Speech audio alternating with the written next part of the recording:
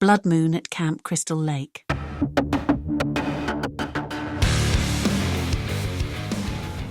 The mist hung thick over the still waters of Camp Crystal Lake, the moon a bloated red orb barely visible through the dense clouds. The camp had long been abandoned, its cabins rotting into the earth like corpses left to decay. But tonight, under the eerie glow of the blood moon, it stirred once again. A group of reckless college students arrived in 2 beat-up vans, their laughter echoing through the woods as they spilled out, unaware of the nightmare that awaited them.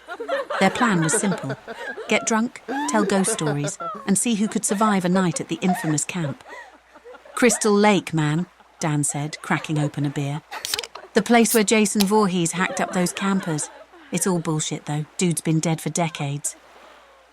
Lena, the only one who seemed to have a shred of common sense, looked uneasy. "Maybe we shouldn't be here. There's a reason people don't come back to this place." "Come on, it's just a story to scare people," Dan replied, dismissing her concern with a wave of his hand. "Jason's just a myth." But Jason Voorhees was no myth. Not here. Not in the cursed woods of Crystal Lake. As the group set up camp near the dilapidated cabins, Jason watched. Hidden in the shadows of the trees, his hulking figure blended into the landscape. His breathing was heavy, laboured, and filled with the rage that had consumed him since he'd first drowned in these waters decades ago. The mask he wore, a cracked and dirtied hockey mask, was the only thing keeping the world from seeing the full horror of the rotting face beneath. His machete, sharpened to a deadly edge, gleamed in the dim light. The curse of Camp Crystal Lake was real. Jason wasn't just a killer. He was vengeance incarnate, the wrath of the lake itself. And tonight, he would claim more blood.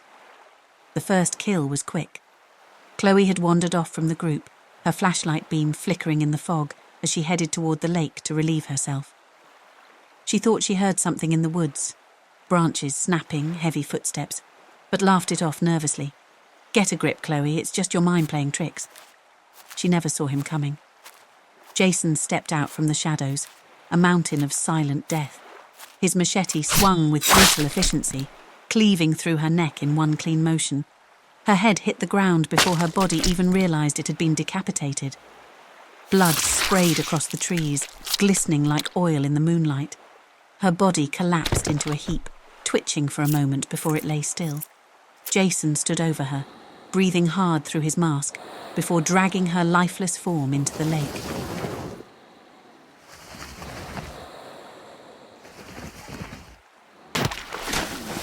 The water turned red as it swallowed her whole. Back at the campfire, the rest of the group laughed, oblivious to the horror unfolding just a few yards away. "Where's Chloe?" Jake asked, taking a drag from his cigarette. "Probably drunk somewhere. Passed out in the woods," Dan said, waving it off. But Lena was starting to feel the unease gnawing at her. She couldn't shake the feeling they were being watched. The trees around them felt oppressive, as though the woods themselves were closing in. She stood, looking into the dark expanse beyond the flickering light of the fire. "I'm going to go find her," she said, grabbing her jacket. "I'll come with you," Jake offered, a hint of concern in his voice. They wandered off into the woods, calling out for Chloe. Lena's nerves were on edge, every snapping twig making her jump. The fog had thickened, swallowing the trees in a dense, ghostly blanket. Then they found Chloe's flashlight. It was lying on the ground near the edge of the lake, the beam flickering weakly. There was something else too, blood. A lot of it pooled at their feet.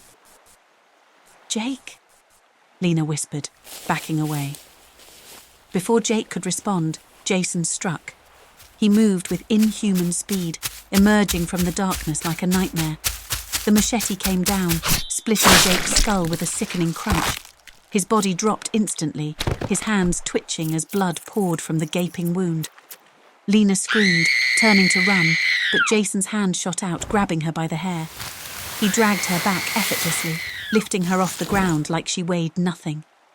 She kicked and screamed, clawing at his arm, but it was like fighting the limb of an old oak.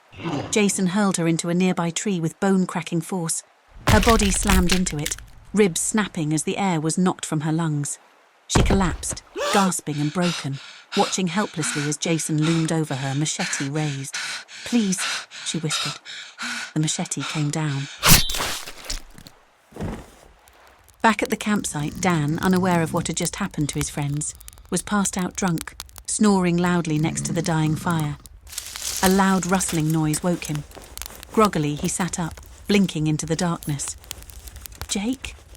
Lena?" he mumbled. Silence. Then, footsteps, heavy, deliberate, getting closer. Dan stood, his heart starting to pound. "Who's there?" Jason stepped into the clearing, the firelight casting his hulking form in an otherworldly glow. Blood dripped from his machete, and his mask, cracked and filthy, glared at Dan like a death sentence. Dan's drunken bravado disappeared instantly. He stumbled back, tripping over his own feet as Jason advanced, relentless and unstoppable. "Oh shit! Oh shit!" He turned to run, but it was too late. Jason's machete swung low, severing his Achilles tendon with a swift, brutal slash. Dan screamed, collapsing to the ground, unable to stand. He tried to crawl away, blood pouring from his leg, but Jason grabbed him by the ankle and dragged him back toward the campfire. Dan thrashed and pleaded, but Jason was indifferent. He lifted Dan's body over his head and hurled him into the dying embers. Dan's screams filled the night as the fire reignited, consuming his flesh as he writhed in agony. Jason stood there, watching the fire grow, his breathing slow and methodical, before turning back toward the woods. There was still more to kill. By dawn, Camp Crystal Lake was quiet again, but the silence was not one of peace.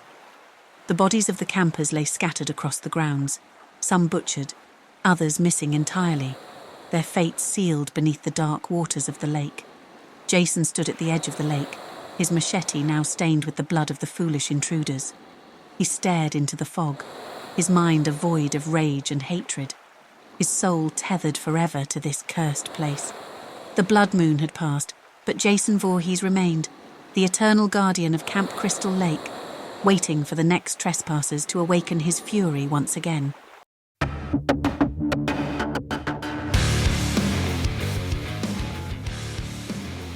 Bloody Mary's Horror Stories. Watch live